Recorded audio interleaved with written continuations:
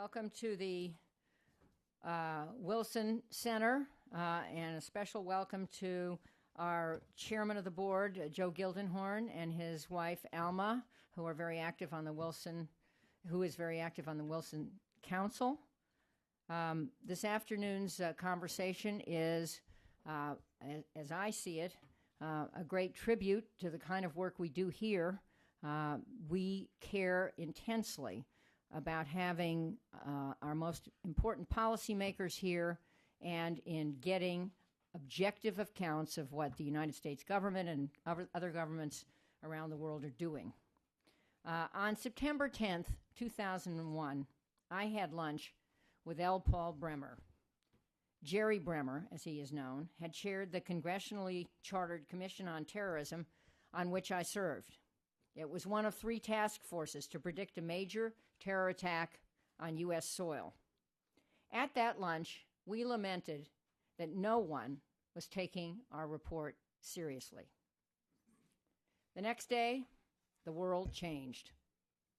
In my capacity as a senior Democrat on the House Intelligence Committee, I was headed to the U.S. Capitol at 9 a.m. on 9/11 when an urgent call from my staff turned me around. To remind, most think that the Capitol, in which the Intelligence Committee offices were then located, was the intended target of the 4th hijacked plane. Congress shut down. A terrible move, I thought.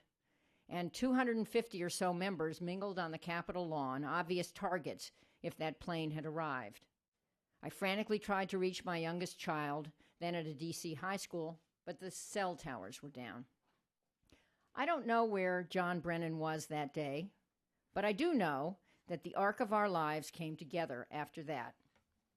When he served as Deputy Executive Director of the CIA, when I became the ranking member on the House Intelligence Committee, when he became the first director of the Terrorist Threat Integration Center, an organization that was set up by then President Bush, 43, when I was the principal author of legislation which became the Intelligence Reform and Terrorism Prevention Act, a statute which reorganized our intelligence community for the first time since 1947 and renamed TTIC, the organization that John had headed, the National Counterterrorism Center. When he served as the first director of the NCTC, when I chaired the Intelligence Subcommittee of the Homeland Security Committee, when he moved into the White House as Deputy National Security Advisor for Homeland Security and Counterterrorism and Assistant to the President, and when I succeeded Lee Hamilton here at the Wilson Center last year, finally when he became President Obama's point person on counterterrorism strategy, and when the Wilson Center commenced a series of programs which are still ongoing, the first of which we held on 9/12/2011, to ask what the next 10 years should look like and whether this country needs a clearer legal framework around domestic intelligence. Clearly, the success story of the past decade is last May's takedown of Osama bin Laden. At the center of that effort were the senior security leadership of our country. I noticed Dennis McDonough in the audience, right here in the front row, and certainly it included President Obama and John Brennan. They made the tough calls. But I also know, and we all know, how selfless and extraordinary were the actions of unnamed intelligence officials and Navy SEALs. The operation depended on their remarkable skills and personal courage. They performed the mission. The Wilson Center is honored to welcome John Brennan here today on the eve of this first anniversary of the bin Laden raid. President Obama will headline events tomorrow, but today we get an advance peek from the insider's insider, one of President Obama's most influential aides with a broad portfolio to manage counterterrorism strategy in far-flung places like Pakistan, Yemen, and Somalia. Activities in this space, as I mentioned, at the Wilson Center are ongoing, as are terror threats against our country. I often say we won't defeat those threats by military might alone. We must win the argument. No doubt our speaker today agrees that security and liberty are not a zero-sum game. We either get more of both or less. As Ben Franklin said, those who would give up essential liberty to purchase a little temporary safety deserve neither liberty nor safety. So, as we welcome John Brennan, I also want to congratulate him and President Obama for nominating the full complement of members to the Privacy and Civil Liberties Board, another part of the 2004 Intelligence Reform Law and a key part of assuring that America's counterterrorism efforts also protect our Constitution and our values. At the end of today's event, we would appreciate it if everyone would please remain seated while Mr. Brennan departs the building. Thank you for coming. Please welcome John Brennan.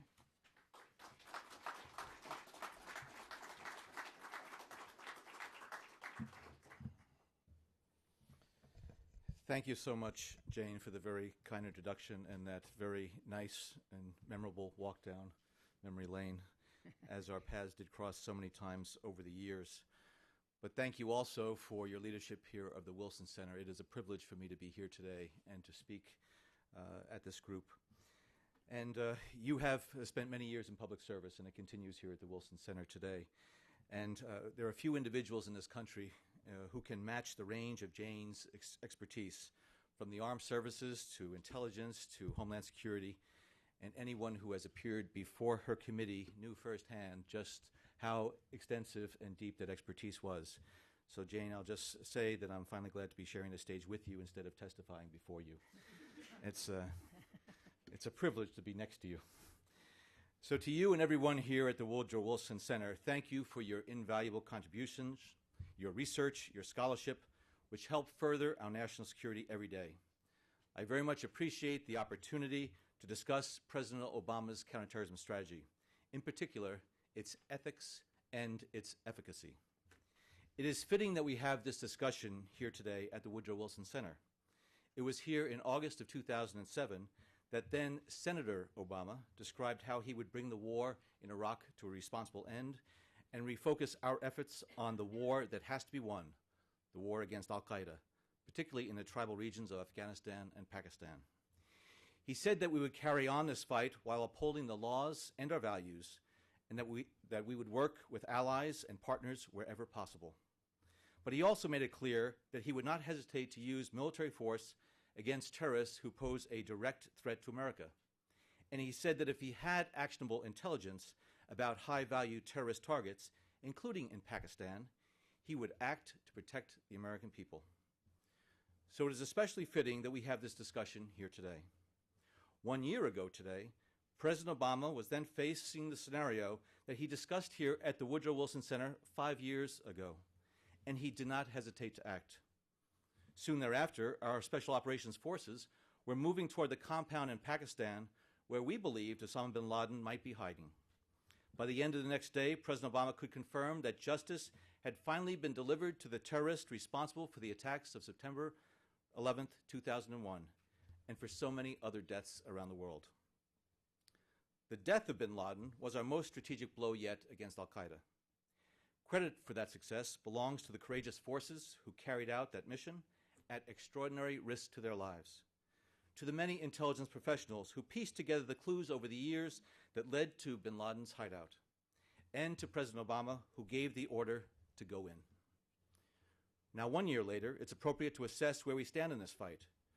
We've always been clear that the end of bin Laden would neither mark the end of Al-Qaeda nor our resolve to destroy it. So along with allies and partners, we have been unrelenting. And when we assess that Al-Qaeda of 2012, I think it is fair to say that as a result of our efforts, the United States is more secure and the American people are safer. Here's why. In Pakistan, Al-Qaeda's leadership ranks have continued to suffer heavy losses. This includes Ilyas Kashmiri, one of Al-Qaeda's top operational planners, killed a month after bin Laden. It includes Atiya Abdurrahman, killed when he succeeded Ayman al-Zawahiri, Al-Qaeda's deputy leader. It includes Yunus al-Mauritani, a planner of attacks against the United States and Europe, until he was captured by Pakistani forces. With its most skilled and experienced commanders being lost so quickly, Al-Qaeda has had trouble replacing them. This is one of the many conclusions we have been able to draw from documents seized at bin Laden's compound, some of which will be published online for the first time this week by West Point's Combating Terrorism Center. For example, bin Laden worried about, and I quote, the rise of lower leaders who are not as experienced, and this would lead to the repeat of mistakes. Al-Qaeda leaders continue to struggle to communicate with subordinates and affiliates. Under intense pressure in the tribal regions of Pakistan, they have fewer places to train and groom the next generation of operatives. They're struggling to attract new recruits. Morale is low, with intelligence indicating that some members are giving up and returning home, no doubt aware that this is a fight they will never win. In short, Al-Qaeda is losing badly, and bin Laden knew it at the time of his death. In documents we seized, he confessed to disaster after disaster. He even urged his leaders to flee the tribal regions and to go places away from aircraft photography and bombardment. For all these reasons, it is harder than ever for Al-Qaeda Corps in Pakistan to plan and execute large-scale, potentially catastrophic attacks against our homeland. Today, it is increasingly clear that compared to 9/11, the core of Al-Qaeda leadership is a shadow of its former self. Al-Qaeda has been left with just a handful of capable leaders and operatives, and with continued pressure is on the path to its destruction. And for the first time since this fight began, we can look ahead and envision a world in which the Al-Qaeda core is simply no longer relevant. Nevertheless, the dangerous threat from Al-Qaeda has not disappeared. As the Al-Qaeda core falters, it continues to look to affiliates and adherents to carry on its murderous cause. Yet these affiliates continue to lose key commanders and capabilities as well. In Somalia, it is indeed worrying to witness Al-Qaeda's merger with Al-Shabaab, whose ranks include foreign fighters, some with U.S. passports. At the same time, Al-Shabaab continues to focus primarily on launching regional attacks, and ultimately, this is a merger between two organizations in decline. In Yemen, Al-Qaeda in the Arabian Peninsula, or AQAP, continues to feel the effects of the death last year of Anwar al-Awlaki, its leader of external operations, who was responsible for planning and directing terrorist attacks against the United States. Nevertheless, AQAP continues to be Al-Qaeda's most active affiliate, and it continues to seek the opportunity to strike our homeland. We therefore continue to support the government of Yemen in its efforts against AQAP, which is being forced to fight for the territory it needs to plan attacks beyond Yemen.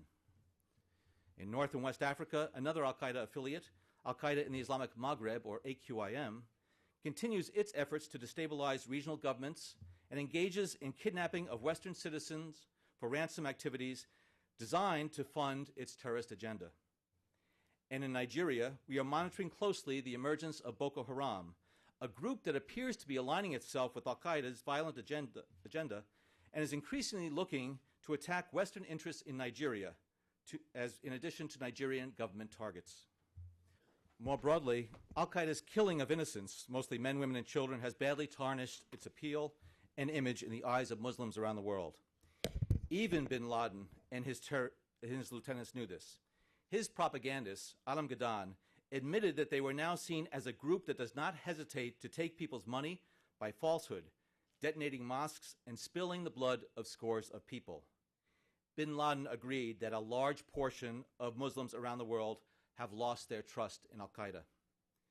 So damaged is Al-Qaeda's image that bin Laden even considered changing its name. And one of the reasons? As bin Laden said himself, U.S. officials have largely stopped using the phrase the war on terror in the context of not wanting to provoke Muslims. Simply calling them Al-Qaeda, bin Laden said, reduces the feeling of Muslims that we belong to them. To which I would add, that is because Al-Qaeda does not belong to Muslims.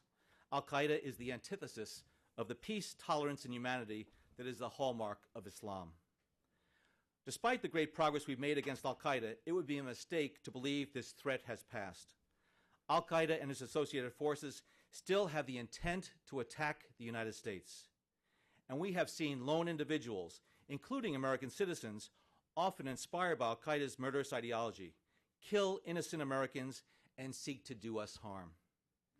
Still, the damage that has been inflicted on the leadership corps in Pakistan, combined with how Al-Qaeda has alienated itself from so much of the world, allows us to look forward. Indeed, if the decade before 9/11 was the time of Al-Qaeda's rise, and the decade after 9/11 was the time of its decline, then I believe this decade will be the one that sees its demise. This progress is no accident.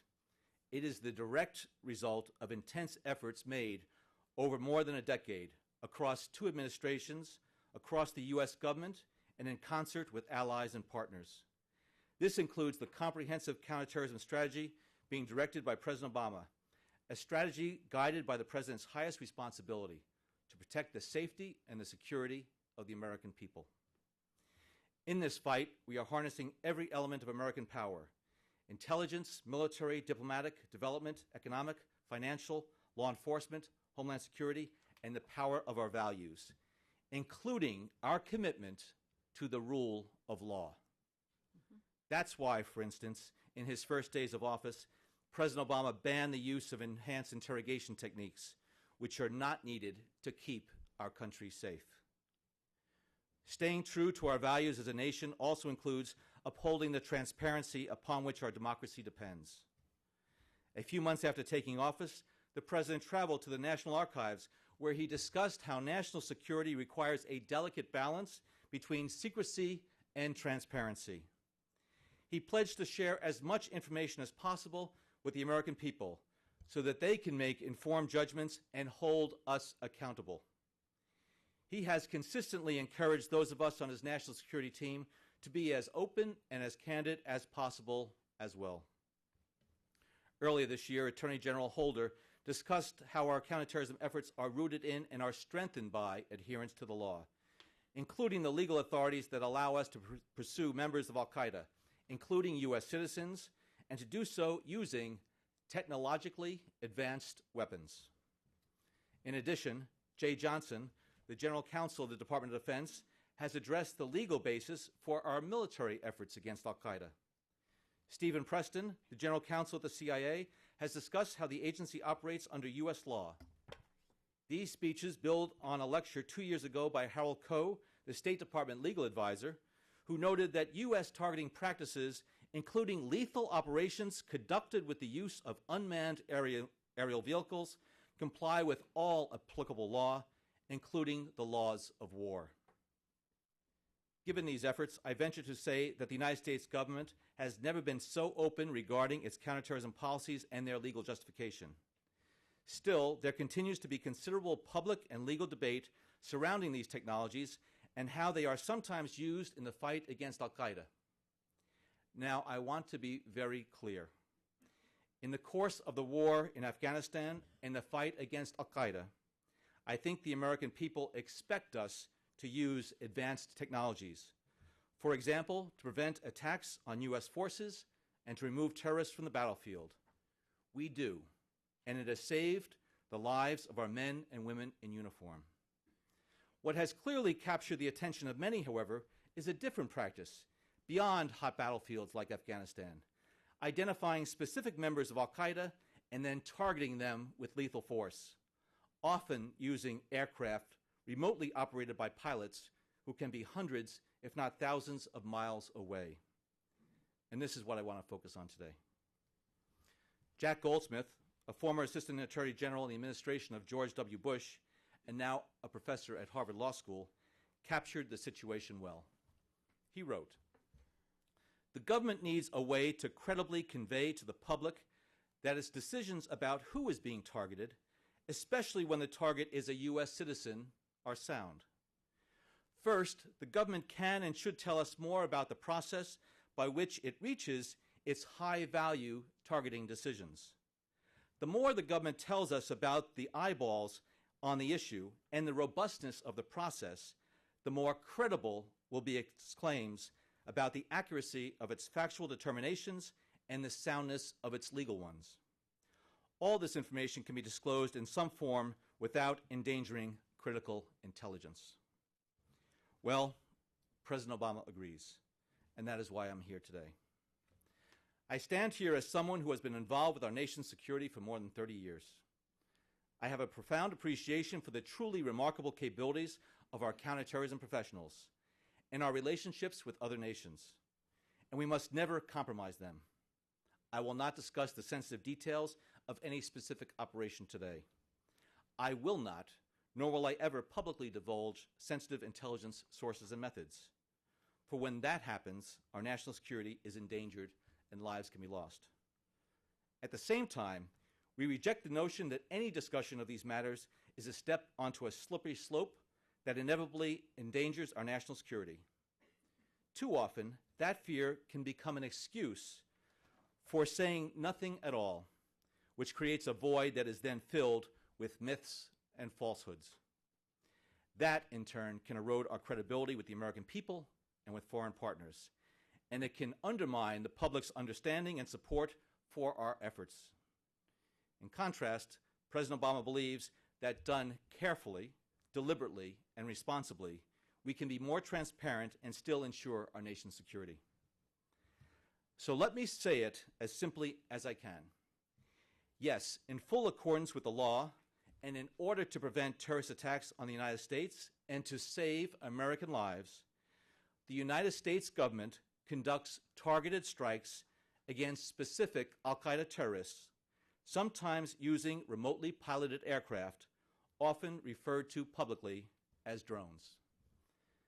And I'm here today because President Obama has instructed us to be more open with the American people about these efforts. Broadly speaking, the debate over strikes targeted at individual members of Al-Qaeda has centered on their legality, their ethics, the wisdom of using them, and the standards by which they are approved. With the remainder of my time today, I would like to address each of these in turn. First, these targeted strikes are legal. Attorney General Holder, Harold Koh, and Jay Johnson have all addressed this question at length. To briefly recap, as a matter of domestic law, the Constitution empowers the President to protect the nation from any imminent threat of attack.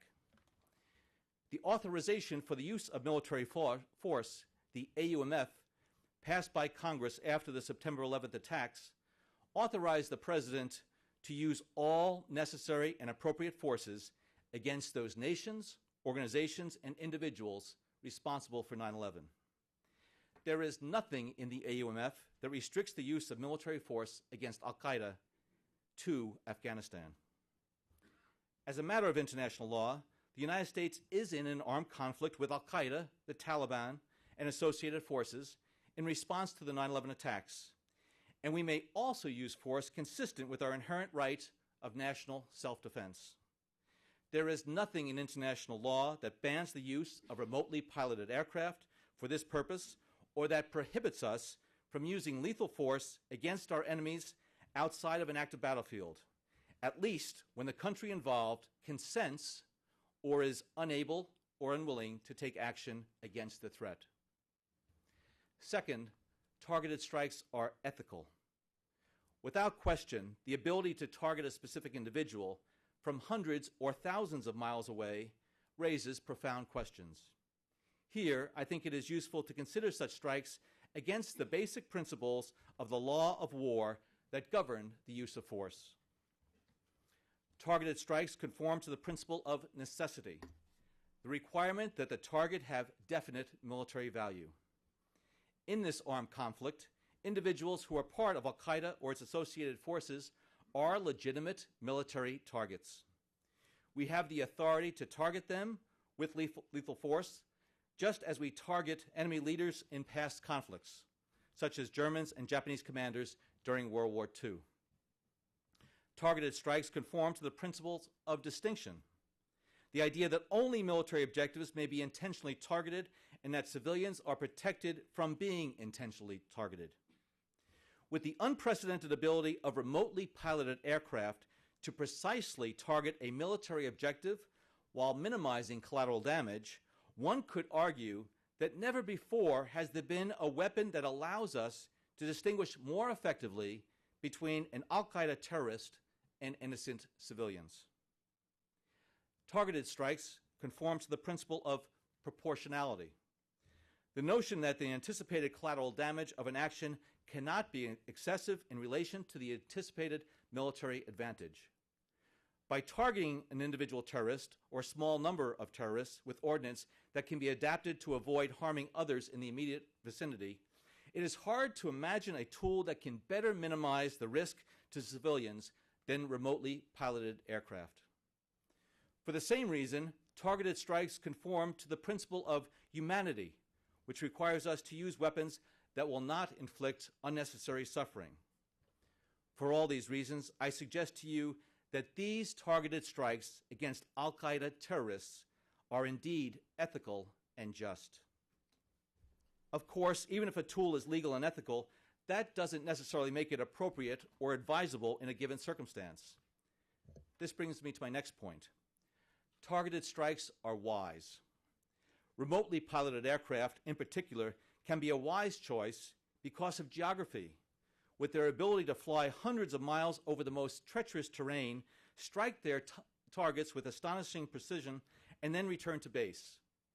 They can be a wise choice because of time, when windows of opportunity can close quickly and there just may be only minutes to act.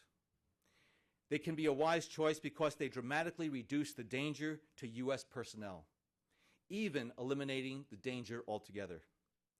Yet they are also a wise choice because they dramatically reduce the danger to innocent civilians, especially considered against massive ordnance that can cause injury and death far beyond their intended target.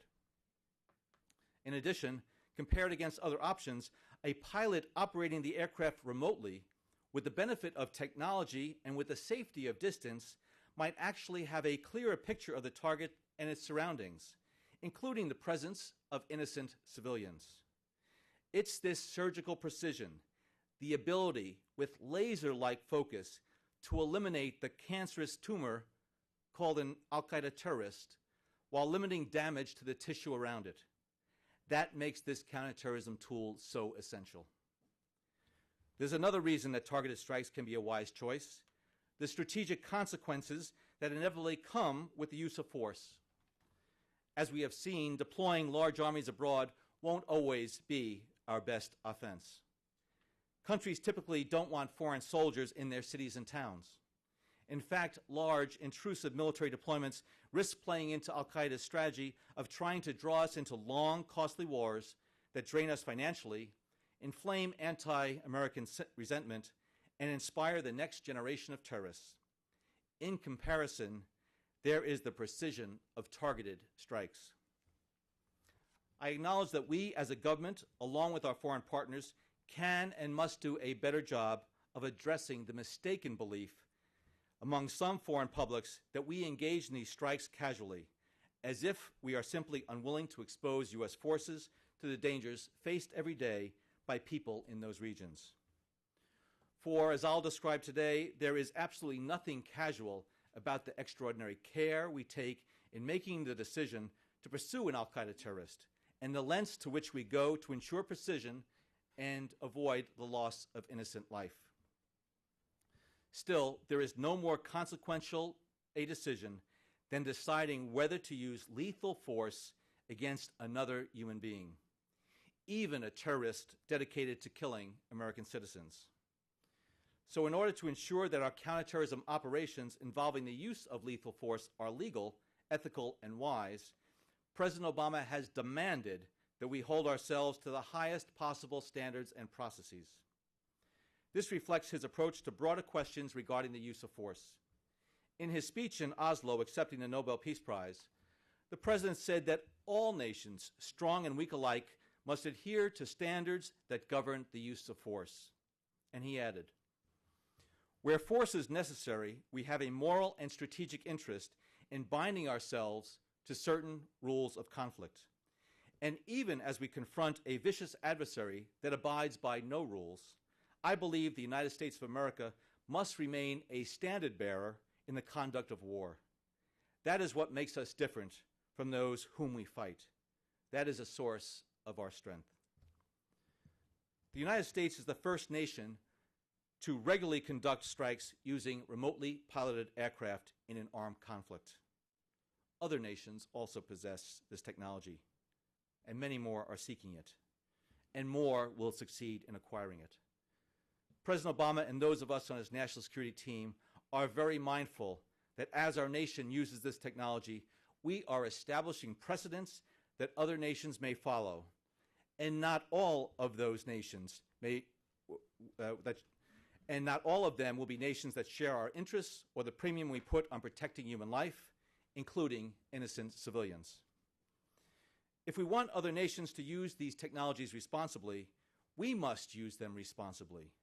If we want other nations to adhere to high and rigorous standards for their use, then we must do so as well. We cannot expect of others what we will not do ourselves. President Obama has therefore demanded that we hold ourselves to the highest possible standards, that at every step we be as thorough and as deliberate as possible. This leads me to the final point I want to discuss today. The rigorous standards and processes of review to which we hold ourselves today when considering and authorizing strikes against a specific member of Al-Qaeda outside the hot battlefield of Afghanistan. What I hope to do is to give you a general sense, in broad terms, of the high bar we require ourselves to meet when making these profound decisions today. That includes not only whether a specific member of Al-Qaeda can legally be pursued with lethal force, but also whether he should be. Over time, we've worked to refine, clarify, and strengthen this process and our standards, and we continue to do so. If our counterterrorism professionals assess, for example, that a suspected member of Al-Qaeda poses such a threat to the United States to warrant lethal action, they may raise that individual's name for consideration. The proposal will go through a careful review and, as appropriate, will be evaluated by the very most senior officials in our government for a decision. First and foremost, the individual must be a legitimate target under the law. Earlier, I described how the use of force against members of Al-Qaeda is authorized under both international and U.S. law, including both the inherent right of national self-defense and the 2001 authorization for use of military force, which courts have held extends to those who are part of Al-Qaeda, the Taliban, and associated forces. If, after a legal review, we determine that the individual is not a lawful target, end of discussion. We are a nation of laws, and we will always act within the bounds of the law. Of course, the law only establishes the outer limits of the authority in which counterterrorism professionals can operate. Even if we determine that it is lawful to pursue the terrorist in question with lethal force, it doesn't necessarily mean we should. There are, after all, literally thousands of individuals who are part of Al-Qaeda, the Taliban, or associated forces. Thousands upon thousands. Even if it were possible, going after every single one of these individuals with lethal force would neither be wise nor an effective use of our intelligence and counterterrorism resources. As a result, we have to be strategic. Even if it is lawful to pursue a specific member of Al-Qaeda, we ask ourselves whether that individual's activities rise to a certain threshold for action and whether taking action will, in fact, enhance our security. For example, when considering lethal force, we ask ourselves whether the individual poses a significant threat to U.S. interests. This is absolutely critical, and it goes to the very essence of why we take this kind of exceptional action. We do not engage in lethal action in order to eliminate every single member of Al-Qaeda in the world. Most times, and as we have done for more than a decade, we rely on cooperation with other countries that are also interested in removing these terrorists with their own capabilities and within their own laws. Nor is lethal action about punishing terrorists for past crimes. We are not seeking vengeance. Rather, we conduct targeted strikes because they are necessary to mitigate an actual ongoing threat, to stop plots, prevent future attacks, and to save American lives. And what do we mean when we say significant threat? I am not referring to some hypothetical threat, the mere possibility that a member of Al-Qaeda might try to attack us at some point in the future. A significant threat might be posed by an individual who is an operational leader of Al-Qaeda or one of its associated forces, Or perhaps the individual is himself an operative in the midst of actually training for or planning to carry out attacks against U.S. persons and interests. Or perhaps the individual possesses unique operational skills that are being leveraged in a planned attack.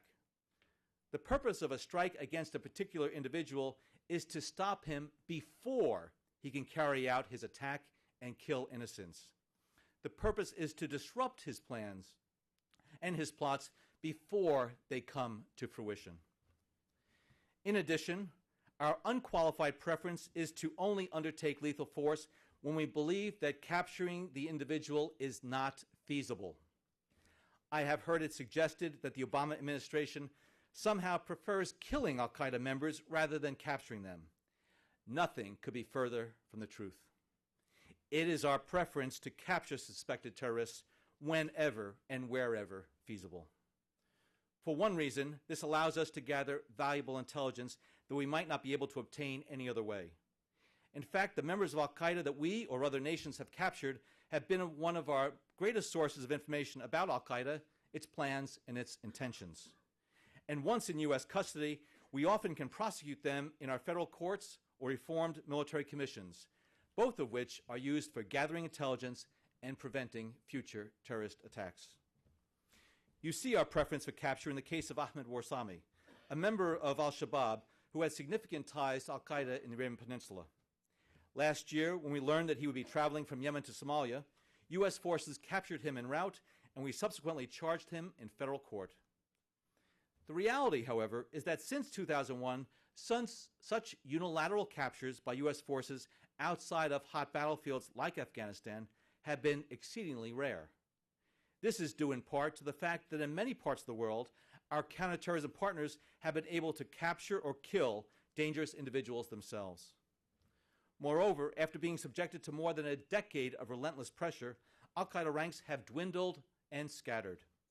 These terrorists are skilled at seeking remote, inhospitable terrain, places where the United States and our partners simply do not have the ability to arrest or capture them. At other times, our forces might have the ability to attempt capture, but only by putting the lives of our personnel at too great a risk.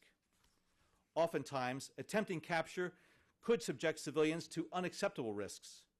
There are many reasons why capture might not be feasible, in which case lethal force might be the only remaining option to address the threat, prevent an attack, and save lives. Finally, when considering lethal force, we are of course mindful that there are important checks on our ability to act unilaterally in foreign territories. We do not use force whenever we want, wherever we want. International legal principles, including respect for a state's sovereignty and the laws of war, impose constraints. The United States of America respects national sovereignty and international law. Those are some of the questions we consider, the high standards we strive to meet. And in the end, we make a decision. We decide whether a particular member of Al-Qaeda warrants being pursued in this manner. Given the stakes involved and the consequences of our decision, we consider all the information available to us carefully and responsibly. We review the most up-to-date intelligence, drawing on the full range of our intelligence capabilities. And we do what sound intelligence demands. We challenge it. We question it, including any assumptions on which it might be based. If we want to know more, we may ask the intelligence community to go back and collect additional intelligence or refine its analysis so that a more informed decision can be made. We listen to departments and agencies across our national security team. We don't just hear out differing views, we ask for them and encourage them. We discuss, we debate, we disagree. We consider the advantages and disadvantages of taking action. We also carefully consider the costs of inaction and whether a decision not to carry out a strike could allow a terrorist attack to proceed and potentially kill scores of innocents. Nor do we limit ourselves narrowly to counterterrorism considerations. We consider the broader strategic implications of any action, including what effect, if any, an action might have on our relationships with other countries. And we don't simply make a decision and never revisit it again. Quite the opposite.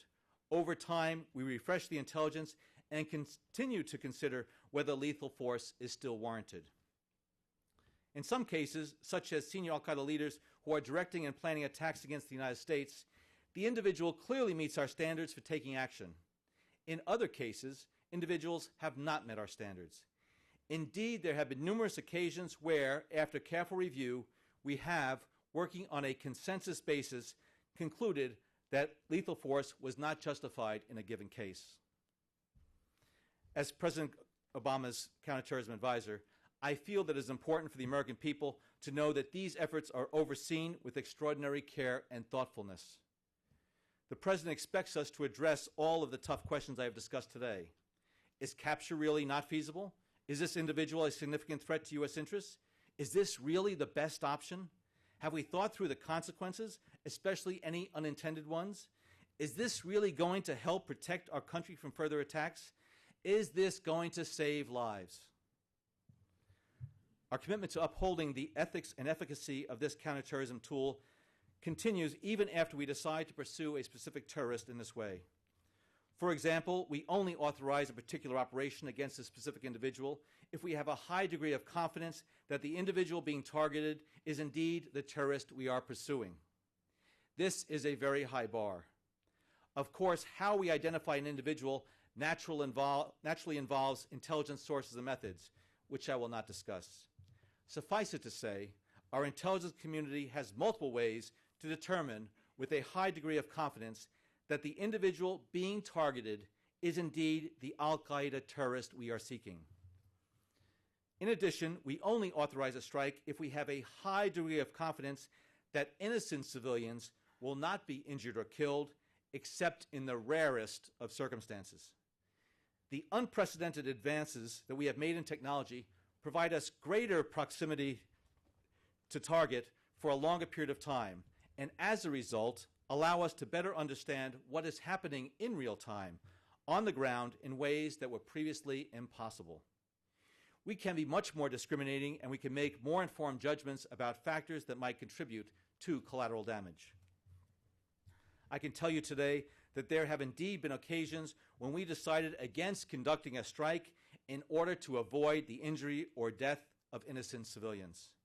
This reflects our commitment to doing everything in our power to avoid civilian casualties, even if it means having to come back another day to take out that terrorist, as we have done previously. And I would note that these standards for identifying a target and avoiding the loss of lives of innocent civilians exceed what is required as a matter of international law on a typical battlefield. That's another example of the high standards to which we hold ourselves. Our commitment to ensuring accuracy and effectiveness continues even after a strike. In the wake of a strike, we harness the full range of our intelligence capabilities to assess whether the mission, in fact, achieved its objective. We try to determine whether there was any collateral damage, including civilian deaths. There is, of course, no such thing as a perfect weapon, and remotely piloted aircraft are no exception. As the President and others have acknowledged, there have indeed been instances when, despite the extraordinary precautions we take, civilians have been accidentally killed or worse, have been accidentally injured or worse, killed in these strikes. It is exceedingly rare, but it has happened. When it does, it pains us, and we regret it deeply, as we do any time innocents are killed in war. And when it happens, we take it very, very seriously. We go back and we review our actions. We examine our practices, and we constantly work to improve and refine our efforts so that we are doing everything in our power to prevent the loss of innocent life. This, too, is a reflection of our values as Americans. Ensuring the ethics and efficacy of these strikes also includes regularly informing appropriate members of Congress and the committees who have oversight of our counterterrorism programs. Indeed, our counterterrorism programs, including the use of lethal force, have grown more effective over time because of congressional oversight and our ongoing dialogue with members and staff. This is the seriousness, the extraordinary care that President Obama and those of us on his national security team bring to this weightiest of questions, whether to pursue lethal force against a terrorist who is plotting to attack our country. When that person is a U.S. citizen, we ask ourselves additional questions. Attorney General Holder has already described the legal authorities that clearly allow us to use lethal force against an American citizen who is a senior operational leader of Al-Qaeda. He has discussed the thorough and careful review, including all relevant constitutional considerations, that is to be undertaken by the U.S. government when determining whether the individual poses an imminent threat of violent attack against the United States. To recap, the standards and processes I've described today, which we have refined and strengthened over time, reflect our commitment to ensuring the individual is a legitimate target under the law, determining whether the individual poses a significant threat to U.S. interests, determining that capture is not feasible, being mindful of the important checks on our ability to act unilaterally in foreign territories, having that high degree of confidence both in the identity of the target and that innocent civilians will not be harmed, and, of course, engaging in additional review if the Al-Qaeda terrorist is a U.S. citizen. Going forward, we'll continue to strengthen and refine these standards and processes. As we do, we'll look to institutionalize our approach more formally so that the high standards we set for ourselves endure over time, including as an example for other nations that pursue these capabilities. As the President said in Oslo, in the conduct of war, America must be the standard bearer. This includes our continuing commitment to greater transparency. With that in mind, I have made a sincere effort today to address some of the main questions that citizens and scholars have raised regarding the use of targeted lethal force against Al-Qaeda. I suspect that there are those, perhaps some in this audience, who feel we have not been transparent enough. And I suspect there are those, both inside and outside of government, who feel I have been perhaps too open. If both groups feel a little bit unsatisfied, then I probably struck the right balance today. Again, there are some lines we simply will not and cannot cross because at times our national security demands secrecy. But we are a democracy. The people are sovereign, and our counterterrorism tools do not exist in a vacuum. They are stronger and more sustainable when the American people understand and support them. They are weaker and less sustainable when the American people do not. As a result of my remarks today, I hope the American people have a better understanding of this critical tool, why we use it, what we do, how carefully we use it, and why it is absolutely essential to protecting our country and our citizens. I would just like to close on a personal note. I know that for many people in our government and across the country, the issue of targeted strikes raise profound moral questions. It forces us to confront deeply held personal beliefs and our values as a nation. If anyone in government who works in this area tells you they haven't struggled with this, then they haven't spent much time thinking about it. I know I have, and I will continue to struggle with it as long as I remain in counterterrorism. But I am certain of one thing. We are at war. We are at war against a terrorist organization called Al-Qaeda that has brutally murdered thousands of Americans, men, women, and children, as well as thousands of other innocent people around the world. In recent years, with the help of targeted strikes, we have turned Al-Qaeda into a shadow of what it once was. They are on the road to destruction. Until that finally happens, however, there are still terrorists in hard-to-reach places who are actively planning attacks against us. If given the chance, they will gladly strike again and kill more of our citizens. And the President has a constitutional and solemn obligation to do everything in his power to protect the safety and security of the American people. Yes, war is hell. It is awful. It involves human beings killing other human beings, sometimes innocent civilians. That is why we despise war. That is why we want this war against Al-Qaeda to be over as soon as possible, and not a moment longer. And over time, as Al-Qaeda fades into history and as our partners grow stronger, I do hope that the United States would have to rely less on lethal force to keep our country safe. Until that happens, as President Obama said here 5 years ago, if another nation cannot or will not take action, we will. And it is an unfortunate fact that to save many innocent lives, we are sometimes obliged to take lives. The lives of terrorists who seek to murder our fellow citizens. On behalf of President Obama and his administration, I am here to say to the American people that we will continue to work to safeguard this nation and its citizens responsibly, adhering to the laws of this land and staying true to the values that define us as Americans. And thank you very much.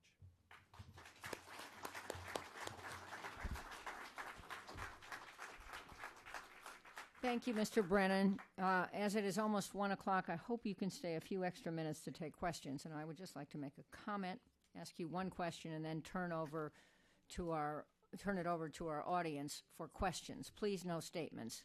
Ask questions. First, your call for greater transparency is certainly appreciated by me. I think that the clearer we can make our policies and the better we can explain them, and the more debate we can have in the public square about them, the more, one, they will be understood, and two, they will persuade the would-be suicide bomber about to strap on a vest that there is a better answer. We do have to win the argument in the end with the next generation, not just take out those who can't be rehabilitated in this generation. And I see you nodding, so I know you agree, and I'm not going to ask you a question about that. I also want to say how honored we are that you would make this important speech at the Wilson Center. There is new material here for those who may have missed it. The fact that the U.S. conducts targeted strikes using drones has always been something that I, as a public official, danced around because I knew it had not been officially acknowledged by our government. I was one of those members of Congress briefed on this program. I have seen the feed that shows how we do these things. I'm not going to comment on specific operations or areas of the world, but I do think it is important that our government has acknowledged this and set out as carefully as possible the reasons why we do it. And I want to commend you personally, as well as Eric Holder, Jay Johnson, and Harold Coe, for carefully laying out the legal framework, and also add that at the Wilson Center, we will continue to debate these issues and see what value we can add, free from spin, on a nonpartisan basis, to helping to articulate even more clearly the reasons why, as you said, war is hell, and why, as you said, there is no decision more consequential than deciding to use legal force. So thank you very much for making those remarks here. My question is this. One thing I don't think you mentioned in that enormously important address was the rise of Islamist parties, which have been elected in Tunisia, Egypt, and probably will be elected and exist in Turkey and other countries. Do you think that having Islamists inside the tent in a political sphere also helps diminish the threat of outside groups like Al-Qaeda? Well, hopefully political pluralism is breaking out in the Middle East, and we're going to find in many countries the ability of various constituencies to find expression through political parties. And certainly we are very strong advocates of using the political system, the laws, to be able to express the views of individual groups within different countries. And so rather than finding expression through violent extremism, these groups have the opportunity now, it says they've never had before, in countries like Tunisia and in Egypt, Yemen, other places, where they can, in fact, participate meaningfully in the political system. This is going to take some time for these systems to be able to mature sufficiently so that there can be a very robust and democratic system there. But certainly those individuals who are parties, who are associated with parties that have a religious basis to them, they can find now the opportunity to be able to participate in that political system. Yes. My second and final question, and I see all of you with your hands about to be raised, and again, please just state a question as I'm about to do. You just mentioned Yemen. That has been part of your broader portfolio. I know you made many trips there, and you were a key architect of the deal to get Saleh to agree, the 40-year autocrat ruler, to agree to accept immunity and leave the country, and then to be replaced by an elected leader, in this case his vice president, and a restructured government. Do you think a Yemen-type solution could work in Syria? Do you think there's any possibility of getting the Bashar family out of Syria and structuring a new government there, and perhaps in having Russia lead the effort to do that because of its close ties to Syria and the fact that it is still, unfortunately, arming and supporting the Syrian regime? Well, each of these countries in the Middle East are facing different types of circumstances, and they have unique histories. Yemen was fortunate that they did have a degree of political pluralism there. Ali Abdullah Saleh, in fact, allowed certain political institutions to develop, and we were very fortunate to have a peaceful transition from the previous regime to the government of President Hadi now. Certainly there needs to be some way found for progress in Syria. It's outrageous what is happening in that country. The continued death of Syrian citizens at the hands of a brutal authoritarian government. This is something that needs to stop, and the international community has come together on it. So I'd like to be able to see something that would be able to transition peacefully, but the sooner it can be done, obviously, the more lives will be saved. Thank you very much. Please identify yourselves and ask a question only. The woman straight ahead of me. Yes. Just wait for the microphone. Hi, my name is Tara McKelvey. I'm a scholar here, and I'm a correspondent for Newsweek and the Daily Beast.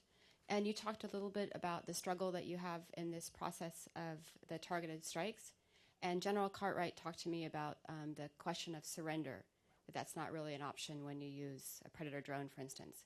I'm wondering if you can talk about which kinds of issues that you found most troubling when you think about these strikes. Well, as I said, one of the considerations that we go through is the feasibility of capture. We would prefer to get these individuals so that they can be captured.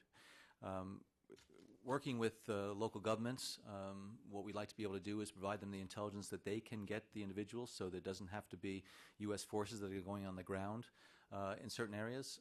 But if it's not feasible, either because it's too risky from the standpoint of forces or the government doesn't have the will or the ability to do it, then we make a determination whether or not the significance of the threat that the person poses requires us to take action so that we're able to mitigate the threat that they pose. I mean, these are individuals that could be involved in a very active plot, and if it is allowed to continue, it could result in attacks either in Yemen against the U.S. Embassy or here in the homeland that could kill, dozens, if not hundreds of people.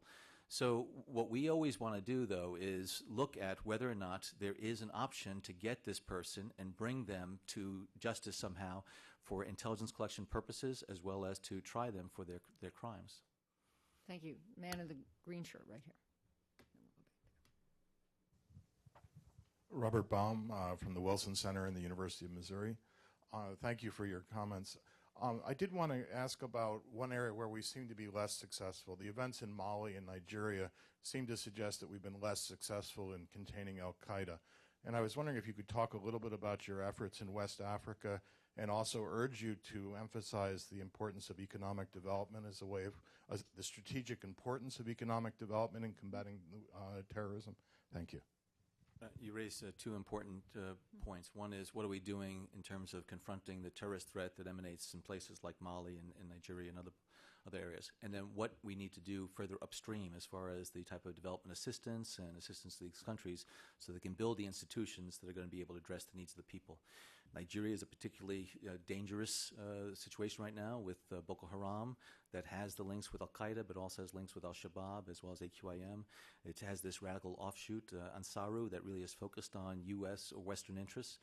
And so there is a domestic challenge that Boko Haram poses to Nigeria. And as we well know, there's the north-south struggle within Nigeria and tensions between the Christian and Muslim communities. So we are trying to work with the Nigerian government as well as other governments are as well to try to give them the capabilities they need to confront the terrorist threat. But then also the issue is the building up those political institutions within Nigeria so that they can deal with this, not just from a law enforcement or internal security perspective, but also to address those needs that are fueling some of these fires of violent extremism. Mali, because of the recent coup, we've been trying to work across the Sahel with Mali and Niger and Mauritania and other countries to address the growing phenomenon and threat of Al-Qaeda in Islamic Maghreb that is a unique organization because it has a criminal aspect to it. It kidnaps these individuals for large ransoms. We're outraged whenever countries or organizations pay these huge sums to Al-Qaeda, whether it be in the Sahel or in Yemen, because it just is able to feed their activities.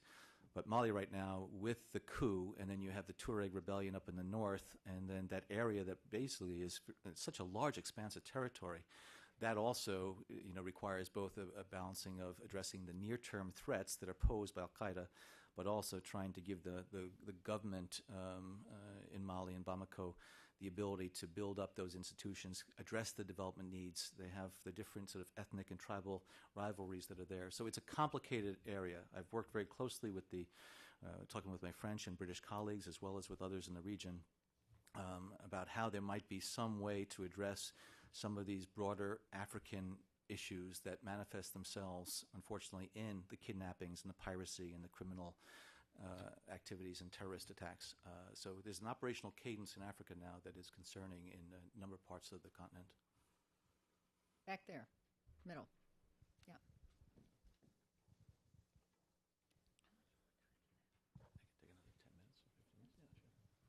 Hi there, Leanne Erdberg from the State Department. How can we ensure that executive interagency actors, when they are undertaking counterterrorism actions, are held to appropriate standards and processes as we ask them to act as prosecutors, judges, and juries? And how we can ensure that intelligence is held to the same standards and processes that evidence is? Okay, well, as I tried to say in my remarks, we're not carrying out these actions to retaliate for past transgressions. We are not a court. We're not trying to determine guilt or innocence and then carry out a strike in retaliation. What we're trying to do is prevent the loss of lives through terrorist attacks. So it's not as though we're, sort of judge and jury on, again, their involvement in past activities. We see a threat developing. We follow it very carefully. We identify the individuals who are responsible for allowing that plot and that plan to go forward. And then we make a determination about whether or not we have the solid intelligence base. And that's why I tried to say in my remarks. We have standards. The intelligence is brought forward. We evaluate that.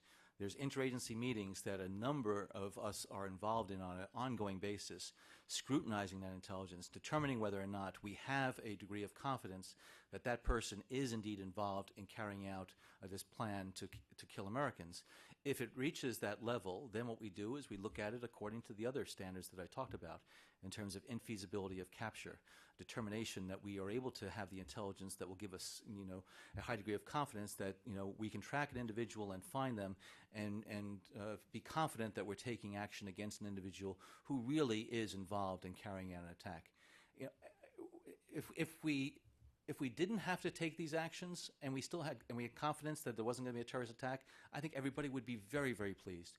We only decide to take that action if there is no other option available, if there's not the option of capture, if the local government will not take action, if we cannot do something that will prevent that attack from taking place, and the only available option is taking that individual off of the battlefield. And we're going to do it in a way that gives us the confidence that we are not going to, in fact, inflict collateral damage.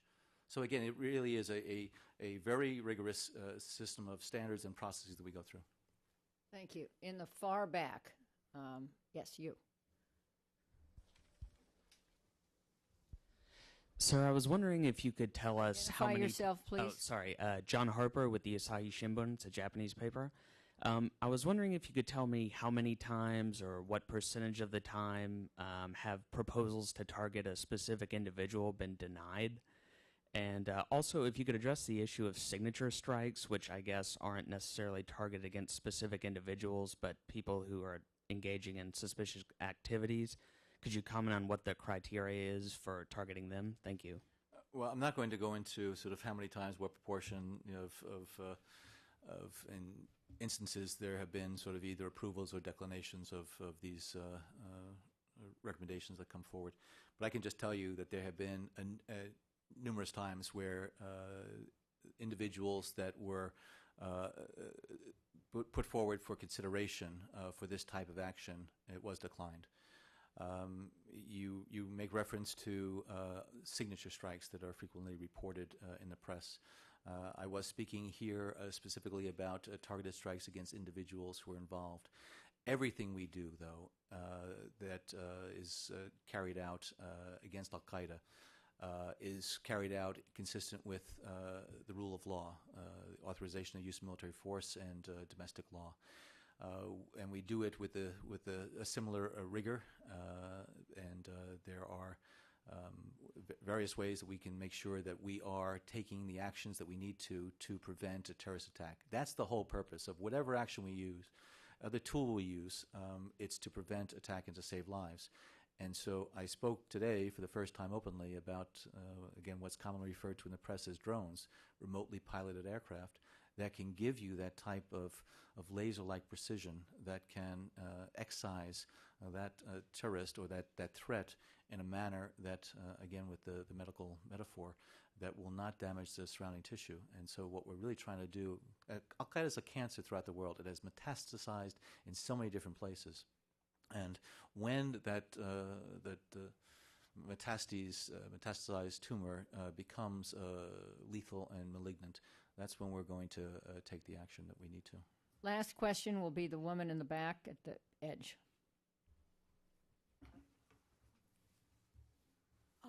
Sorry. What about in a country like Pakistan? Could you identify yourself, please? Humayun Imtiaz, Express News. Mr. Brennan, what about in a country like Pakistan where drone strikes are frequently carried out, and the Pakistani government has, over the last few months, repeatedly protested to the U.S. government about an end to drone strikes, which was also the subject of discussion between Ambassador Grossman when he was in Islamabad. You mentioned that countries can be incapable or unwilling to carry out, to arrest militants. So how do you deal with a country like Pakistan, which doesn't accept drone strikes officially? We have an ongoing dialogue with many countries throughout the world on counterterrorism programs, and some of those countries we are involved in very detailed discussions about the appropriate tools to bring to bear. In the case of Pakistan, as you pointed out, Ambassador Grossman was there just very recently. There are ongoing discussions with the government of Pakistan about how best to address the terrorist threat that emanates from that area. I will point out that so many Pakistanis have been killed by that malignant tumor that is within the sovereign borders of Pakistan. And many brave Pakistanis have given their lives against these terrorist and militant organizations. And so, as the Parliament recently said in its resolution, that Pakistan needs to rid itself of these foreign militants and these foreign terrorists that have taken root inside of Pakistan. So we are committed to working very closely on an ongoing basis with the Pakistani government, which includes the various components, intelligence, security, and various civilian departments and agencies, in order to help them address the terrorist threat, but also so that they can help us make sure that Pakistan and that area near Afghanistan is never, ever again used as a launching pad for attacks here in the United States. Thank you. Let me just conclude by saying that former CIA Director Mike Hayden used to use the analogy of a football field, the lines on the football field. And he talked about our intelligence operatives and others as the players on the field. And he said, we need them to get chalk on their cleats, go up right up to the line in carrying out what are approved policies of the United States. And if you think about it that way, it is really important to have policies that are transparent so that those who are carrying out the mission and those in the United States and those around the world who are trying to understand the mission know where the lines are. If we don't know where the lines are, some people will be risk averse. Other people will commit excesses, and we've certainly seen a few of those. Abu Ghraib comes to mind over recent years, which are black eyes on our country. And so I just want to applaud the fact that John Brennan has come over here from the White House, spent over an hour with us, laying out in great detail what the rules are for something that has been revealed today, which is the use of drones in certain operations, targeted operations. The debate will continue, no question. People in this audience and listening in have different points of view. We certainly know that one young woman did during his remarks. But that's why the Wilson Center's here, to offer a platform free of spin and partisan rhetoric to debate these issues thoroughly, and you honored us by coming here today, Mr. Brennan. Thank you very much. Thank you very much, Jane. Thank you.